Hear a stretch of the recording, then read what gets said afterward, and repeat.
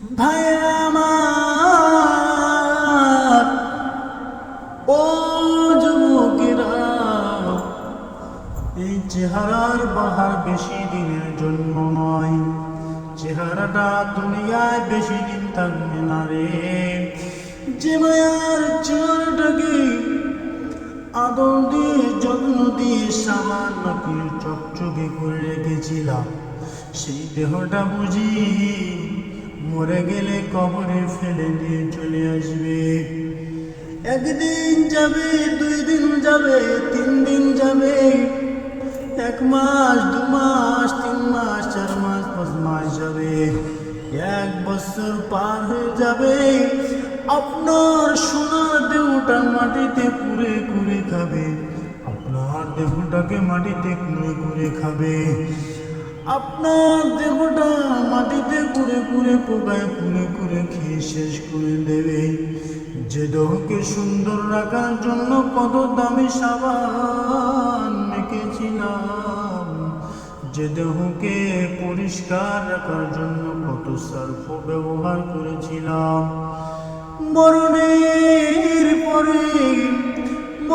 পরে যখন সাদা কাপড় পরাইয়া তোমার লাশটাকে যখন কবরের ভিতরে রেখে দিয়ে চলে আসবে, পোকামাকড়ের আড্ডা, জঙ্গল জঙ্গল জঙ্গল, যেখানে মানুষ যেতে ভয় পায়, সেখানে আপনাকে রেখে দিয়ে আসা হবে। আপনাকে মাটি দেওয়ার সময় জঙ্গলটাকে কিছুটা পরিষ্কার করা হবে, পরিষ্কার করে আপনার কবরটাকে খনন করা হবে। তারপরে আপনার কবরটাকে খনন করে আপনাকে মাটি চাপা দেওয়া হবে। আপনাকে দাফন করে দিয়ে আসার মাস খানেক পরে, মাস 1.5-2 পরে আপনার কবরের আশেপাশে ঘাস গজানো শুরু করবে। 1.5 মাস, 2 মাস, 3 মাস, 4 মাস যাবে, ধীরে ধীরে আপনার কবরটা লতা পাতায় চাপা পড়ে যাবে, বন জঙ্গলে চাপা পড়ে যাবে। আপনার কবরটাকেও দেখা পাবে না। যে বন্ধু, যে আত্মীয় স্বজন, যে স্ত্রী নিয়ে এক বিছানায় শুয়ে থাকতে, সেই স্ত্রী দুনিয়ার জমিনে খুব সুন্দরভাবে সে ঘর জীবন করবে, কিন্তু আপনার উপায়টা কি হবে বলুন? আপনার উপায়টা কি হবে বলুন? যে দেহরে এত যত্ন করে রেখেছিলাম, যে দেহকে এত মায়া করে রেখেছিলাম, সেই দেহ বুঝি পোকায় কুরে কুরে খাবে। আপনার স্ত্রী আপনি মারা যাওয়ার পরে খুব জরুরি 2 দিন 3 দিন কাঁদবে, চোখের পানি ফেলবে। তারপরে তার আত্মীয় স্বজনরা তাকে বোঝাবে, মা তোর এখনো অনেক বয়, এখনো অনেক হালকা বয়স, মা তোর সামনে আরো ভবিষ্যৎ পড়ে রয়েছে, মা তোকে বিবাহ করতে হবে। ওই সময় তাদের বোঝানোর মাধ্যমে ওই মেয়েটা বিয়ে করতে রাজি হয়ে যাবে।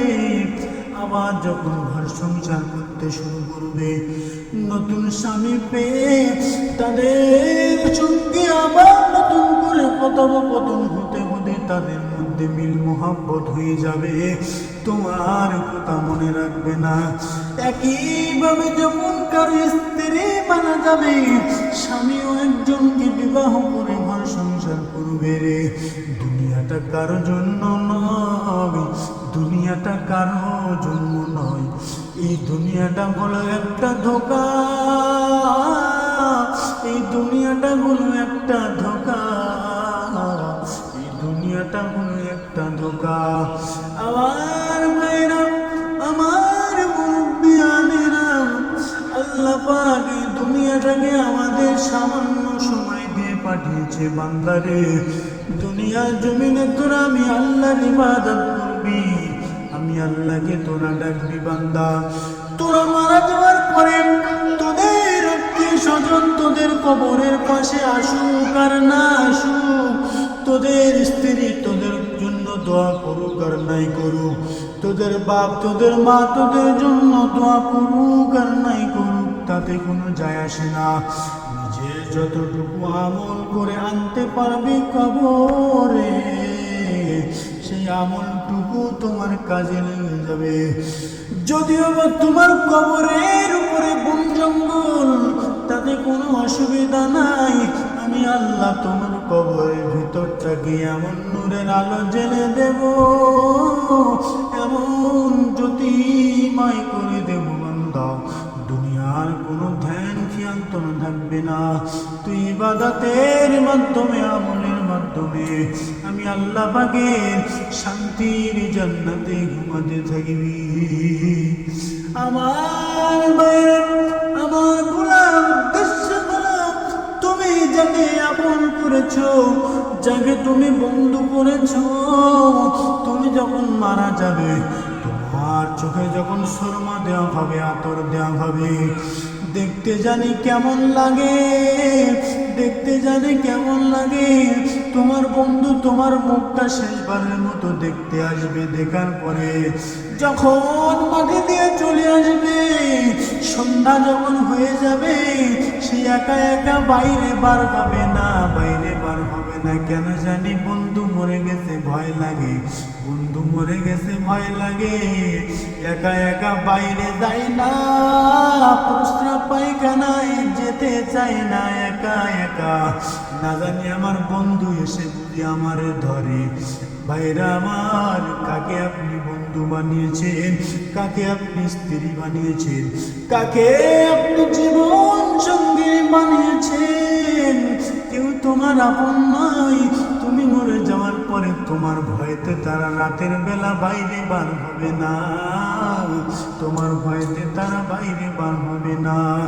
কিন্তু তুমি যদি বন্ধু আল্লাহর সঙ্গে করতে, তুমি যদি বন্ধু রাসূলের সাথে করতে, দুনিয়ার সবাই তোমাকে দূরে ঠেলে দিলেও মদিনাওয়ালা আল্লাহ তাআলা তোমার সঙ্গী হয়ে যেত। আমার ভাইয়েরা, আমার যুবকেরা, আমার মুরব্বিয়ানেরা, সবাই দুনিয়া থেকে চলে যাবো ঠিকই কথা। একজন চলে গেলে আরেকজনের ব্যথা লাগে, আরেকজনের কষ্ট লাগে, আরেকজনের মুখে কান্না, আরেকজনের কান্না আসে। কেন জানি দুনিয়া থেকে চলে গেল। যে কাঁদবে সেও দুনিয়া ত্যাগ করে চলে যাবে, যে কাঁদবে না সেও দুনিয়া ত্যাগ করে চলে যাবে। দুনিয়াটা কারোর জন্য থাকার জায়গা না।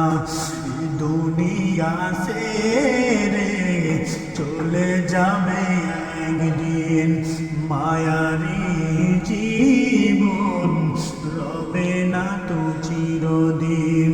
ফিরে আর আসবে না এ ভুবনে কোনদিন, মায়ারি জীবন রবে না তো চিরদিন। এই দুনিয়ার জিন্দগিটা তোমার জন্য চিরস্থায়ীর জন্য নয়, সবাইকে চলে যেতে হবে। তুমি চলে যাওয়ার পরে তোমার ভাই হয়তো দুদিন মন খারাপ থাকবে, 3 দিন কাঁদবে। সবচাইতে যিনি বেশি কষ্ট পাবে তিনি হলো জন্ম দুঃখিনী মা, তিনি হলেন জন্মদাতা পিতা। সবচাইতে বেশি কষ্ট পাবে, কেননা সন্তান হারানো ব্যথা ভাই বোঝে না, বোন বোঝে না, যার যায় সেই বোঝে। তার নাম হলো জন্ম দুঃখিনী মা। 10 মাস 10 দিন গর্ভে রেখেছিল যিনি, তরমুজের মতো পেটে ঝুলেছিলাম, সেই মা জননী সারা জীবন সন্তানের জন্য কাঁদতে থাকবে। মায়ের কান্দন যাবর জীবন, 2-4 দিন বোনের কান্দন রে। ঘরে পরিবারের কান্দন 2-4 দিন পর থাকে না। গর্ভধারিণী আমার জন্ম দুঃখী মা, দুঃখের দরদি আমার জন্ম দুঃখী মা। মায়ের কান্দন যাবর জীবন, 2-4 দিন বোনের কান্দন রে। ঘরে পরিবারের কান্দন 2-4 দিন পর থাকে না। দুঃখের দরদি আমার জনম দুঃখী মা, গর্ভধারিণী মা, আমার জনম দুঃখী মা।